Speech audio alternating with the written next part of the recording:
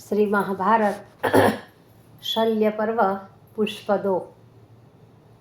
संजय कहते हैं, हे राजन, तब दुर्योधन ने अश्वत्थामा को संबोधित करते हुए कहा, हे आचार्य पुत्र, इन सभी उपस्थित योद्धाओं में से सेनापति के पद के लिए आप किसे उपयुक्त समझते हैं? इस विषय में हम आपकी ही सम्मति को प्रधानता देते हैं।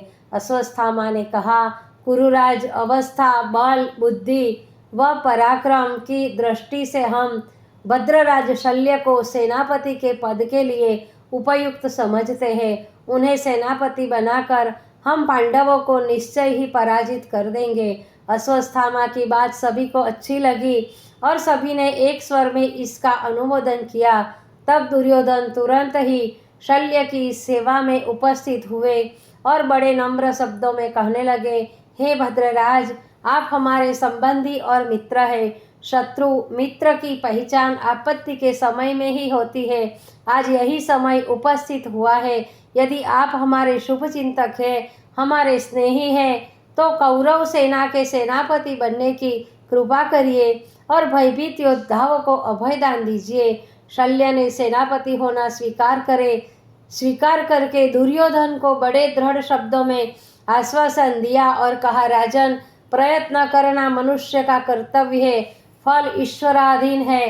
हार जीत की बात जाने दीजिए। हम युद्ध में पांडवों को परास्त करने में कुछ उठा न रखेंगे। पांडवों की सहायता के लिए यदि साक्षात काल भी आ गए तो हम युद्ध करने में भी आगा पीछा न करेंगे। शल्य की इन बातों से दुर्योधन को ढाढ़स हुआ। सब राजाओं ने बड़े उत्साह के साथ शास्त्र पद्धति से भद्रराज शल्य को सेनापति के पद पर अभिषिक्त किया। तदंतर सब ने मिलकर मंत्रणा की कि इस समय पांडवों से द्वैरथ युद्ध करना हितकर नहीं। इस समय सामूहिक युद्ध ही ठीक रहेगा।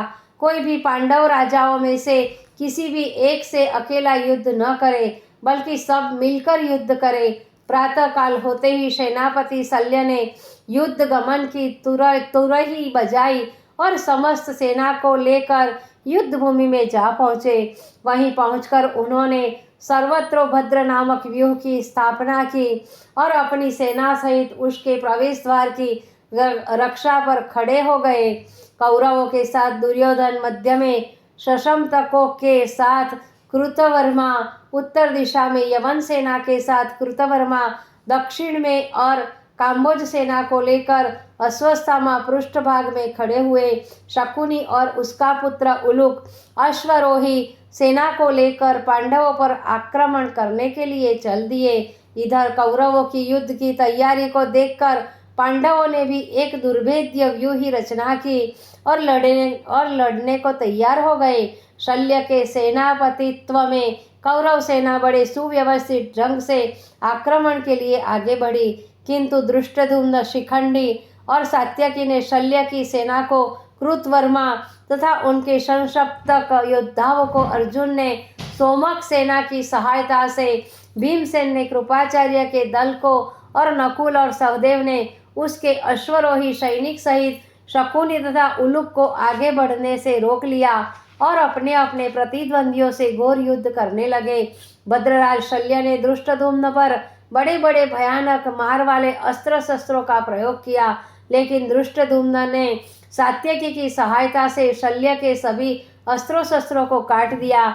इस पर शल्य को बड़ा क्षोभ हुआ और उन्होंने बड़े तीव्र वेग से सात्यकी पर आक्रमण किया और उन्हें अपने तीक्ष्ण बाणों से बींध दिया।